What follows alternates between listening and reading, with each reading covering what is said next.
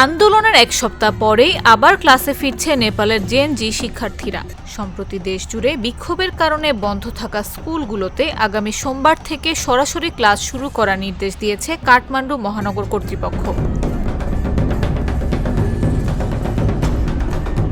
কেএমসির শিক্ষা বিভাগের ভারপ্রাপ্ত প্রধান কেশব গেওয়ালি জানিয়েছেন, রোববার থেকে শিক্ষক ও স্কুল কর্তৃপক্ষকে ক্লাস শুরুর প্রস্তুতি নিতে বলা হয়েছে। এছাড়া পরিবেশ স্বাভাবিক করতে স্কুলগুলোকে নিরাপত্তা ব্যবস্থা জোরদার করার পাশাপাশি অবকাঠামোর ক্ষয়ক্ষতি পরীক্ষা করারও নির্দেশ দেওয়া হয়েছে।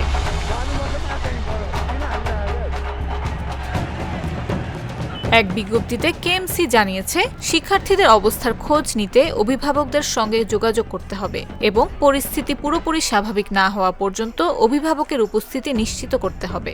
শুধু নিয়মিত পাঠদানি নয়, শিক্ষার্থীদের মানসিক চাপ কাটিয়ে ক্লাসে ফিরতে সহায়তা করার জন্য স্কুলগুলোতে মনোসামাজিক পরামর্শ দেওয়ারও পরামর্শ দিয়েছে কেএমসি। আর যেসব শিক্ষার্থী অভিভাবকের সঙ্গে যাতায়াত করতে পারছে না, তাদের জন্য অনলাইন ক্লাস চালুর সুপারিশ করা হয়েছে।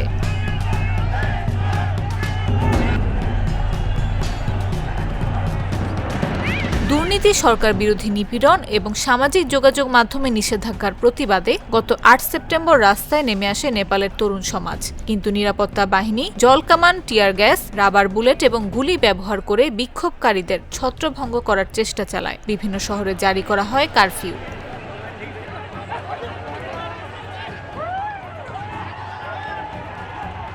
তবে আন্দোলনকারীরা দমে না গিয়ে পরদিনও বিক্ষোভ চালিয়ে যান। চাপের মুখে শেষ পর্যন্ত পদত্যাগ করেন প্রধানমন্ত্রী কেপি শর্মা ওলি। এদিন বিভিন্ন নেতার বাড়ি ও সরকারি ভবনে হামলা ও অগ্নিসংযোগ করেন বিক্ষোভকারীরা।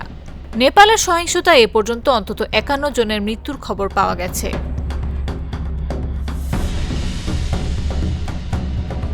এ অবস্থায় গত শুক্রবার রাতে নেপালের ইতিহাসে প্রথম নারী সরকার প্রধান হিসেবে শপথ নিয়েছেন সাবেক বিচারপতি সুশীলা কার্কি। জেএনজি আন্দোলনকারীদের দাবির পরিপ্রেক্ষিতে এবং প্রেসিডেন্ট রামচন্দ্র পৌডেল ও প্রধান রাজনৈতিক দলগুলোর সঙ্গে আলোচনার পর কার্কিকে অন্তর্বর্তী সরকার প্রধানের দায়িত্ব দেয়া হয়।